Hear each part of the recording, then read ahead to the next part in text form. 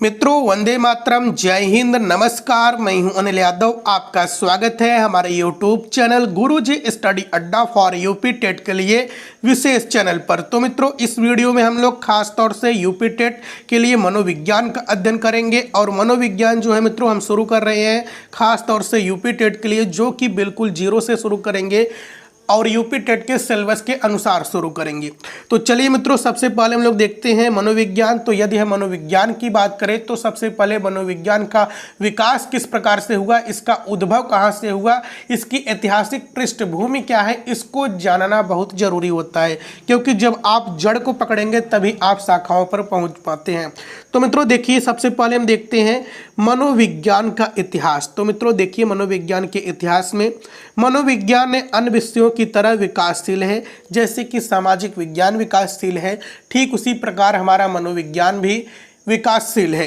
तो मित्रों देखिए, प्राचीन यूनान से इस विषय का एक लंबी यात्रा तय की और समय समय पर इसके अध्ययन का फोकस बदलता रहा। कभी इसे मन का, कभी इसे आत्मा का और कभी इसे चेतना का विज्ञान कहा गया। तो मित्रों यदि हम बात करें मनोविज्ञान का उद्भव कहाँ से हुआ, मनोविज्ञान का उद्भव प्राचीन के यूनान से हुआ। और मित्रों यूनान से यह एक लंबी यात्रा तय करके मनोविज्ञान जो है यह विज्ञान की श्रेणी में आया है। और मित्रों जो मनोविज्ञान है, इसके अध्ययन का स्वरूप जो है वह समय समय पर बदलता रहा। यानी कि कभी मनोविज्ञान को मन का विज्ञान कहा गया, कभी मनोविज्ञान को आत्मा का विज्ञान कहा गया, कभी मनोविज्ञान को चेतना का विज्ञान कहा गया। यह कब कब कहा गया तो इसको हम लोग आगे चलकर देखेंगे कि किस समय मनोविज्ञान मन का विज्ञान हुआ, किस समय मनोविज्ञान आत्मा का विज्ञान था, किस समय मनोविज्ञान चेतना का विज्ञान था। तो चलिए मित्रों देखते हैं। तो इसको जानने से पहले यदि हम बात करें मनोविज्ञान शब्द की उत्पत्ति कैसे हुई, तो मित्रों देखिए, मनोविज्ञान शब्द अंग्रेजी शब्द का साइकोलॉजी लैटिन भाषा के दो शब्दों से मिलकर बना हुआ है। पहला का अर्थ है साइकी, साइकी का मतलब होता है आत्मा। दूसरा है लोगोस, लोगोस का मतलब होता है अध्ययन करना। तो इससे मिलकर बना है कौन, साइकोलॉजी या मनोविज्ञान, जिसका अर्थ क्या होता है, आत्मा या मस्तिष्क का अध्ययन करना ही क्या कहलाता है, मनोविज्ञान कहलाता है।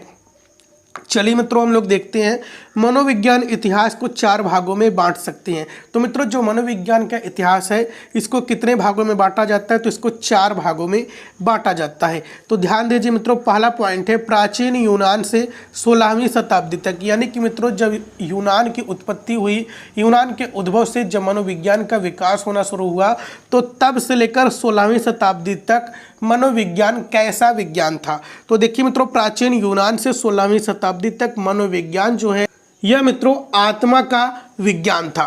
क्योंकि मित्रों प्राचीन यूनान में प्लेटो एवं सुकरात जैसे आदर्शवादी हुए, जिन्होंने मौलिक जगत को नश्वर मानते हुए आत्मा की शुद्धता एवं निरंतरता पर जोर दिया तथा इसे परमात्मा में मिलाने को मोक्ष बताया। इसलिए प्राचीन यूनान में यह विषय आत्मा का विज्ञान बना। यह धारणा 16वीं शताब्दी तक चलती रही। तो देखिए मित्रों, जो प्राचीन यूनान शहर है, प्राचीन यूनान से प्लेटो, सुकरात, यह सब कैसे मनोवैज्ञानिक हैं, यह सब मित्रों आदर्शवादी मनोवैज्ञानिक हैं। इनका जन्म हुआ और इन्होंने क्या बताया, इन्होंने जो यह संसार है इस मौलिक जगत को नश्वर बताया, इस संसार को मोहमाया बताया।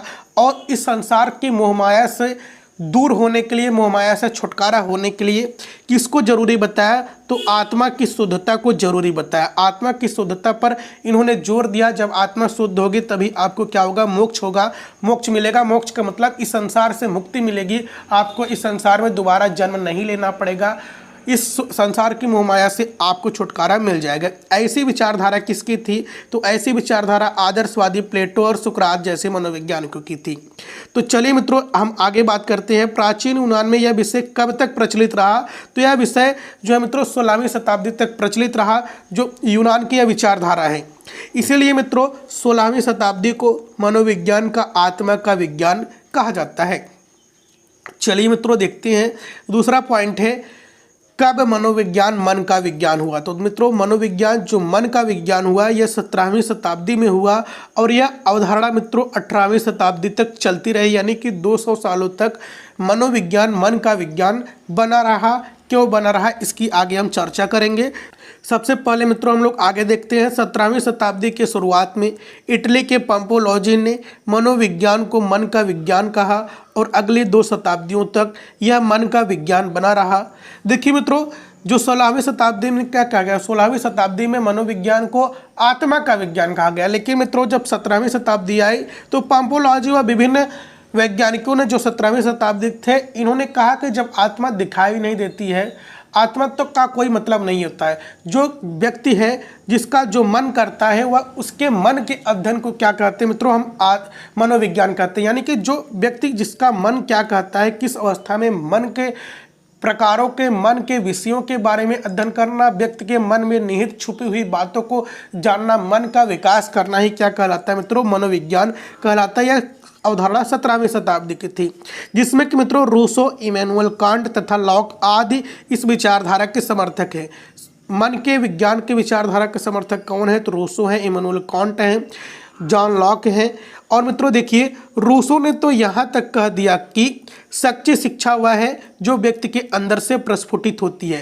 तो मित्रों व्यक्ति के अंदर से जो प्रस्फुटित हो, जो व्यक्ति का मन करे, जो व्यक्ति होता है, कोई भी कार्य अपनी रुचि से, अपने मन से करता है, वह व्यक्ति उस कार्य को बड़ी जल्दी करता है, बड़ी तेजी से सीखता है और बहुत जल्दी वह अच्छा कार्य करता है। तो मित्रों सच्ची शिक्षा वह है जो व्यक्ति के अंदर से प्रस्फुटित होता है, ऐसा रूसो ने कहा है। और मित्रों जो 17वीं शताब्दी है, इस शताब्दी में मनोविज्ञान को मन का विज्ञान कहा गया और यह 200 सालों तक प्रचलित रहा, 17वीं और 18वीं शताब्दी तक। तो मित्रों देखिए, यदि हम बात करें 18वीं शताब्दी में, 18वीं शताब्दी को क्यों और नामों से नहीं जाना जाता, तो देखिए मित्रों जो 18वीं शताब्दी है, 18वीं शताब्दी में मनोविज्ञान का कोई विकास नहीं हुआ। मनोविज्ञान का विकास का तात्पर्य है 18वीं शताब्दी में मनोविज्ञान के संदर्भ में कोई नई अवधारणा नहीं प्रचलित हुई, इसीलिए 18वीं शताब्दी को मनोविज्ञान का बंजर क्षेत्र, मनोविज्ञान का ऊसर क्षेत्र, मनोविज्ञान का अउर्वर क्षेत्र कहा जाता है। देखिए मित्रों, ऊसर क्षेत्र किसे कहते हैं, ऊसर क्षेत्र उसी को कहते हैं जहाँ पर कोई विकास नहीं होता है, जहाँ पर किसी भी पेड़ पौधे का विकास नहीं होता है। ठीक उसी प्रकार मित्रों मनोविज्ञान को 18वीं शताब्दी में बंजर क्षेत्र, ऊसर क्षेत्र, अउर्वर क्षेत्र कहा जाता है। चलिए मित्रों हम देखते हैं, तीसरा पॉइंट है मनोविज्ञान कब चेतना का विज्ञान बना। तो देखिए मित्रों जो 19वीं शताब्दी है, 19वीं शताब्दी तक या 19वीं शताब्दी में मनोविज्ञान चेतना का विज्ञान कहा गया। तो ध्यान दीजिए मित्रों, पहला पॉइंट है संरचनावाद के जनक विलियम वुंट ने 1879 ईस्वी में जर्मनी के लिपजिंग शहर में मनोविज्ञान की पहली प्रयोगशाला खोली। तो मित्रों यदि हम बात करें पहली प्रयोगशाला कब खोली गई, तो 1879 ईस्वी में खोली गई। कहाँ खोली गई, तो जर्मनी में खोली गई। किसके द्वारा खोली गई, तो विलियम वुंट के द्वारा खोली गई। और कहाँ खोली गई, तो लिपजिंग शहर में खोली गई, जर्मनी के लिपजिंग शहर में। यदि हम बात करें विलियम वुंट, यह किस वाद के हैं, तो यह संरचनावाद के हैं।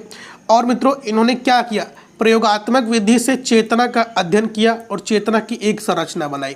तो मित्रों जो विलियम वुंट है, यह प्रयोगात्मक विधि का प्रयोग करके चेतना का अध्ययन किया, उसकी एक नई संरचना बनाई। इन्होंने कहा कि मित्रों जब जो है मित्रों मन तो कहता है कि किसी को तुरंत मार दूं, मन कहता है तुरंत अपनी आवश्यकताओं की पूर्ति कर लूं, और जो मित्रों आत्मा होती है, आत्मा दिखाई नहीं देती है, तो इन दोनों का अध्ययन करना बेकार है। बल्कि जो चेतना होती है मित्रों, चेतना यानी कि जो व्यक्ति अपने चेतन में कार्य करता है, चेतना का अध्ययन करना, किस अवस्था में व्यक्ति का जो चेतना होती है कैसे कार्य करती है, इसका अध्ययन किया जाए, इसी को मनोविज्ञान कहा जाता है। यह अवधारणा कब की थी, तो यह अवधारणा 19वीं शताब्दी की थी। तो चलिए मित्रों हम देखते हैं, दूसरा पॉइंट है इसी में। वहीं दूसरी ओर प्रकारवाद के जनक विलियम जेम्स ने 1890 ईस्वी में कैम्ब्रिज में दूसरी मनोविज्ञान की प्रयोगशाला खोली एवं चेतना के कार्यों का अध्ययन किया। यदि हम बात करें मित्रों विलियम जेम्स यह किस वाद के जनक है, तो यह प्रकारवाद के जनक है। विलियम जेम्स दूसरी मनोविज्ञान प्रयोगशाला कब खोली, तो 1890 ईस्वी में खोली। कहाँ खोली, तो कैम्ब्रिज में खोली। और मित्रों इन्होंने क्या किया कि चेतना के कार्यों का अध्ययन किया, इसलिए इन्हें प्रकारवाद का जनक कहा जाता है। देखिए मित्रों अगला पॉइंट है विलियम जेम्स की पुस्तक द प्रिंसिपल ऑफ साइकोलॉजी ने उन्हें मनोविज्ञान का जनक बना दिया। तो देखिए मित्रों जो द प्रिंसिपल ऑफ साइकोलॉजी है, इसी पुस्तक में विलियम जेम्स ने अपनी विचारधारा प्रस्तुत की, जो कि विभिन्न मनोवैज्ञानिकों ने इन्हें मनोविज्ञान का जनक कहा। चलिए मित्रों हम लोग देखते हैं, चौथा पॉइंट है, अंतिम पॉइंट है मनोविज्ञान व्यवहार का विज्ञान कब बना? तो 20वीं शताब्दी में मनोविज्ञान व्यवहार का विज्ञान बना, जो कि 20वीं शताब्दी से अब तक है। मनोविज्ञान को व्यवहार का विज्ञान कहा जाता है। यदि हम बात करें व्यवहार का विज्ञान क्या है, तो व्यवहार का अध्ययन, व्यक्ति के व्यवहार या व्यक्ति के क्रियाकलापों का अध्ययन, व्यक्ति का व्यवहार किस प्रकार से, किस अवस्था में कैसे कार्य करता है, इसके अध्ययन करना ही व्यवहार का विज्ञान कहलाता है। देखिए मित्रों, 1913 ईस्वी में जे.बी. वाटसन ने व्यवहारवाद की नींव रखी और अमेरिका के हॉकिंस विश्वविद्यालय में रखी। तो मित्रों, व्यवहारवाद का जनक भी कहा जाता है किसको? तो जे.बी. वाटसन को कहा जाता है। और इन्होंने मित्रों व्यवहारवाद की नींव रखी थी। कहाँ रखी थी? तो अमेरिका के एक विश्वविद्यालय है हॉकिंस विश्वविद्यालय, यहीं पर रखी थी। तो इन्होंने क्या कहा था? तो जे.बी. वाटसन ने कहा था, उन्होंने कहा था कि जब चेतना दिखाई ही नहीं देती तो इसका अध्ययन निरर्थक है। अब यही बात आगे कह रहे हैं, जो चेतना की बात करें जो 19वीं शताब्दी में प्रचलित थी, चेतना का विज्ञान, मनोविज्ञान। तो यह कहते जब चेतना दिखाई ही नहीं देती तो इसका अध्ययन करना बेकार है, बल्कि व्यक्ति के व्यवहार का अध्ययन किया जाए कि व्यक्ति क्या क्रियाकलाप करता है, किस अवस्था में कैसे व्यवहार करता है, इसका अध्ययन करना मनोविज्ञान है। तो मित्रों देखिए, अगला पॉइंट है, उन्होंने यहाँ तक कहा कि मानव का बाहरी व्यवहार दिखाई पड़ता ही, इसलिए अब मनोविज्ञान में बाहरी व्यवहार का अध्ययन ही मनोविज्ञान कहलाता है। इनकी प्रसिद्ध पुस्तक क्या है? तो द बिहेवियरलिज्म है। द बिहेवियरलिज्म किसकी पुस्तक है? तो वाटसन की पुस्तक है। तो मित्रों, ये थी मनोविज्ञान का इतिहास। मनोविज्ञान किस शताब्दी में कैसा विज्ञान था, कैसा विज्ञान कहा गया। तो मित्रों, यदि हम बात करें व्यवहारवाद के जनक कौन है, तो यह जे.बी. वाटसन है, व्यवहारवाद के जनक है। तो मित्रों, आज की वीडियो में हम लोग इतना ही अध्ययन करेंगे। अगले वीडियो में हम आपको इससे आगे ले चलेंगे, सिलेबस को धीरे धीरे आगे की ओर बढ़ाएंगे। तो मित्रों, वीडियो अच्छा लगा हो तो लाइक कीजिएगा, अपने हर एक ग्रुप में शेयर कीजिएगा। जय हिंद, जय भारत।